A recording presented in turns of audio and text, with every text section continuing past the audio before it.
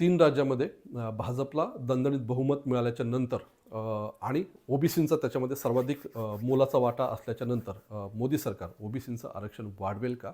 किंवा मोदी सरकार ओबीसींच्या आरक्षणाबद्दल काही ऐतिहासिक निर्णय घेणार का? हा चर्चा गेल्या 2 दिवसामध्ये आहे. तो देश पातळीवर आहे आणि त्या राज्यामध्ये सुद्धा आहे. असाच एक प्रश्न काल लोकसभेमध्ये विचारला गेलेला होता आणि त्या प्रश्नाला उत्तर देत असताना पंचायत राज राज्यमंत्री जे आहेत, विशेष म्हणजे ते महाराष्ट्रातून आहेत, कपिल पाटील, त्यांनी त्या प्रश्नाला उत्तर देताना हे स्पष्ट केलेलं आहे की केंद्र सरकारच्या अधीन किंवा केंद्राकडं असा कुठलाही प्रस्ताव नाही आहे की ज्याच्यामधनं ओबीसींचं आरक्षण वाढवलं जाईल.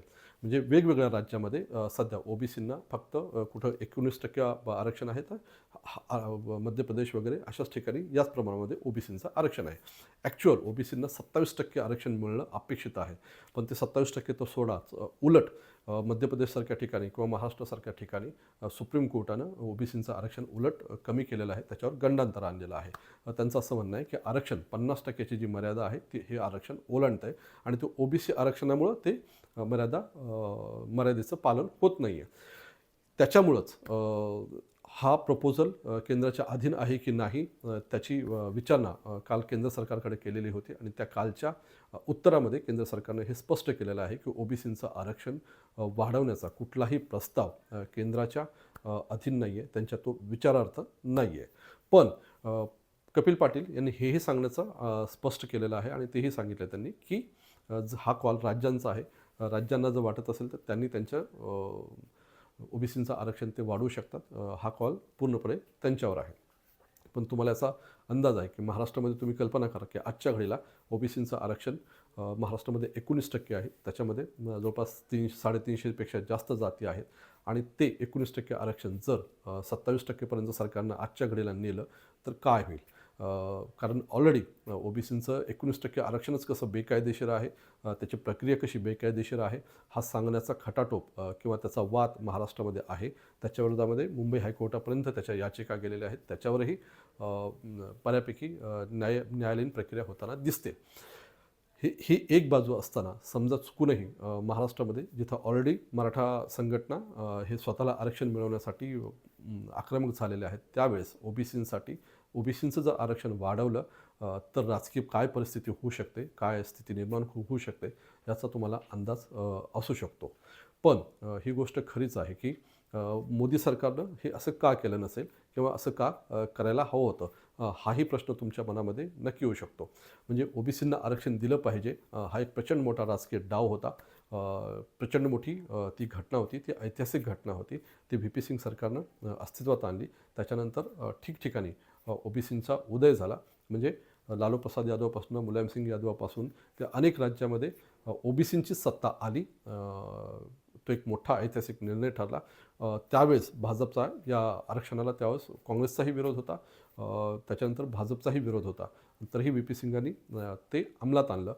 ही विशेष गोष्ट नक्कीच आहे. त्याच्यामुळंच भाजपला त्याच्यानंतर भाजप जी काही 2 त्यांच्या लोकसभेतल्या जागा, म्हणजे त्यांना फक्त 2 जागा आलेल्या होत्या सुरुवातीला आणि ते आत्ता 304-305 पर्यंत ते पोहोचले. एवढं पाशवी बहुमत भाजपला जे मिळालेलं आहे, त्याच्या पाठीमागं 2च घटक आहेत. ते आहेत ओबीसी आणि दुसरे अप्पर कास्ट. म्हणजे हे एक विचित्र कॉम्बिनेशन आहे की ते एकत्र भाजपच्या फेवरमध्ये गेलेलं आहे.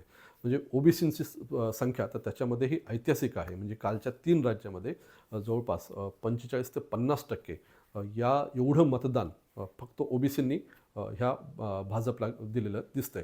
भाजपला ओबीसीचं ज्या पद्धतीनं, ज्या प्रमाणात गेल्या काही काळापासून मतदान मिळतंय, काही वर्षापासून मतदान मिळतंय, त्याचं एकमेव कारण हे ओबीसी आहेत आणि ओबीसींच्या त्या कास्ट आहेत. हे सगळ्यात महत्त्वाचं आहे. त्याच्यामुळेच कदाचित राहुल गांधींनीही याच्यावर ओबीसीच आपल्याला परत सत्तेत आणू शकतात याची कुणकुण त्यांना अंदाज आला असल्यामुळंच त्यांनी ओबीसी हे अजेंड्यावर घेतलेले होते. त्याच्यामुळेच त्यांनी मोदी सरकार ओबीसीवर कसा अन्याय करतं, केंद्रामध्ये किती सचिव ओबीसींच्या आहेत त्याची विचारणा राहुल गांधी पुन्हा पुन्हा करतायत आणि तो आकडा सांगण्याचा तो प्रयत्न करतायत. पण तरीसुद्धा ओबीसी हे काँग्रेससोबत जाताना आजच्या घडीला तरी दिसत नाही आहेत.